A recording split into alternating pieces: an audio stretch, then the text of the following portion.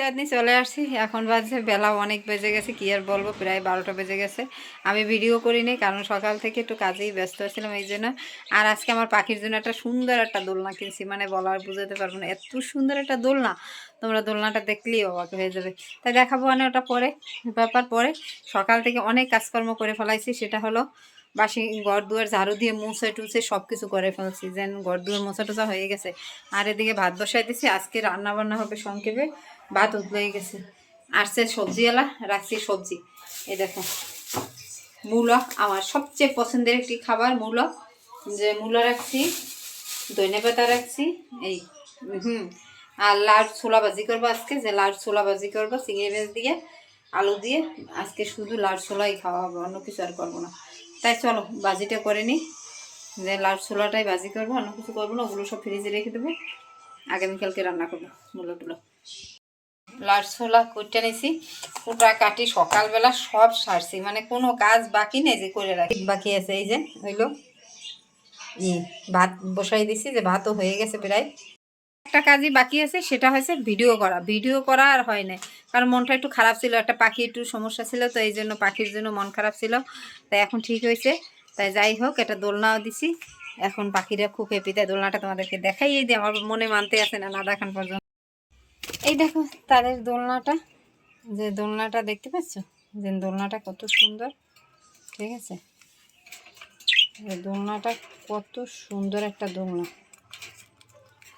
বলে বুঝতে পারবো না। এই যে দোলনার উপরে বসে গেছে, এই বসে গেছে, দেখো তোমাদের ভাই মোবাইলটা পড়ে যায়, তোমাদের দেখানোর জন্য আমার পাখিরাও বসে গেছে, দেখতে পাচ্ছ। দোলনায় দোলাই দিতে আছে, দেখো তারা কি সুন্দর আরামে বসে আছে, দোলতে আছে দোলতে আছে, আরামেই লাগে, যেটা বলে বুঝাতে পারবো না তোমাদেরকে, দেখতে পাচ্ছ। এই হলো আমার পাখির কাণ্ড, বুঝে দেখো। তো দেখাই দিলাম কত সুন্দর একটা দোলনা আনলাম পাখির জন্য, যে সকালবেলা যাই একটা দোলনা কিনে নিয়ে আসছি। এখন তারা ওটার উপর বসে আর দোলে, খুব আরামসে আছে, যেটা বলে বুঝাতে পারবো না। তাই চলো আগে যাই, একটু আলু পেঁয়াজ কুচাইয়ে ভাজিটা বসাই দিয়ে নি, বেলা কিরমি বাড়তে আছে, কমে না। দেখো এদিকে এক বালতি কাপড় চোপড় কেচে নিচে, অনেক দিন হলো জামা কাপড় কাছাকাছি করা হয় না। কাপড় চোপড় কাছাকাছি করে রৌদ্র দিয়ে আসলাম, যে কাপড় চোপড় কাছাকাছি করে রৌদ্র দিয়ে আসলাম। চলো তরকারিটা বসাই দিই, ভাত হয়ে গেছে, এদিকে তরকারি বসানো বাকি রয়েছে, ভাজিটা বসাই দিয়ে নিই। করে আদা কেটে ডিপে রেখে দেবো, কারণ হচ্ছে যে সংরক্ষণ করে চা খাওয়ার জন্য। কারণ যখনই চা খাবো একটা করে পিস বের করে সেটা দিয়ে দেবো, তাহলে গ্রামটা আসবে। আর এমনিতে নর্মালে রেখে দিলে অনেক দিন পর আদাটা নষ্ট হয়ে যায়, নাহলে শুকিয়ে যায়, তারপর থাকে না। তা আমার এটাই সিস্টেম। এদিকে এই আলু আর লাউর ছোলা কুচিয়ে এনেছি ভাজি করার জন্য। আজকে হবে লাউর ছোলা আর আলু ভাজি। আর সব প্রথমেতে তেলের ভিতর মরিচ কুচি পেঁয়াজ কুচি দিয়ে দিলাম, চিংড়ি মাছ দিয়ে লাউর ছোলার ভাজিটা আমার খুবই পছন্দ। আর লাউটা শুধু আমি পছন্দ করি মুরগি দিয়ে বেশিরভাগ, ডাল দিয়েও মাঝে মাঝে ভালো লাগে।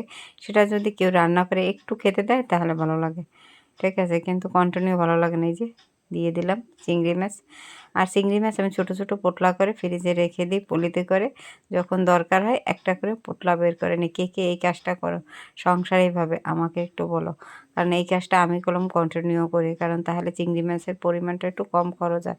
যে সবসময় চিংড়ি মাছটা মানে কেনাটা আমাদের মতন ফ্যামিলিতে সম্ভব হয় না, তার জন্য এই কাজটা আমি করি।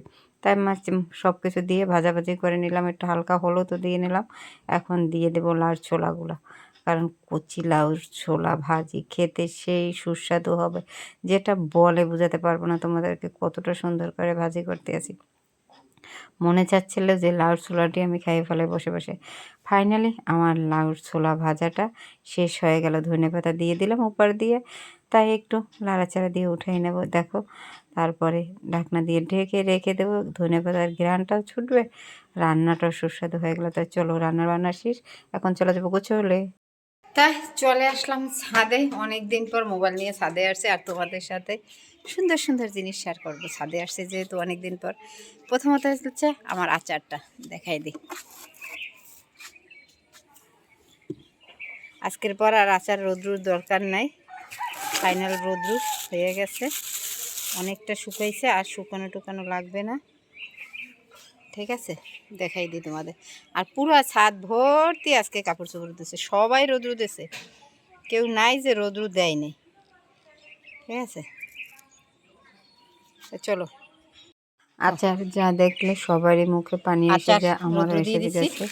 বয়সটা দেখে গিয়ে তখন আর আমি মানে জিভে পানি রাখতে পারিনি, কিন্তু অতটা আচার আমি পছন্দ করি না, কিন্তু দেখলে না খেতে ইচ্ছা করে, এমনটা একটা ভাব আসে যে আমি খাবো খাবো।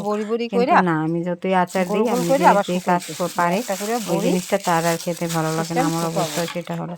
আর এই যে বাড়ির জলপাই আমলকিগুলো আচার দিয়ে এনেছি, এটা ছিল আমলকির গোলা আচার, তাই দেখতেই পাচ্ছ কত সুন্দর হয়েছে।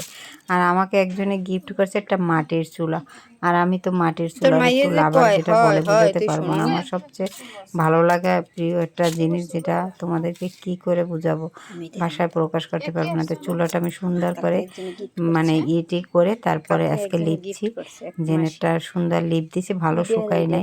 যখন শুকিয়ে একেবারে সাদা হয়ে যাবে তখন চুলাটারে রং করব সুন্দর করে। আমার চিন্তা ভাবনা এটাই আছে, তাই রং করার পর ফাইনালটা কীরকম হয় সেটাও তোমাদেরকে একদিন শেয়ার করে দেবো। আর এটা দিয়েছিল আমার এক মাসি, তাই মাসিকে তো ধন্যবাদ দেওয়ালে আর সারবে না। তাই মাসিকে কী আর করবো বলো, যে মা মাসি সবে সমান হয়।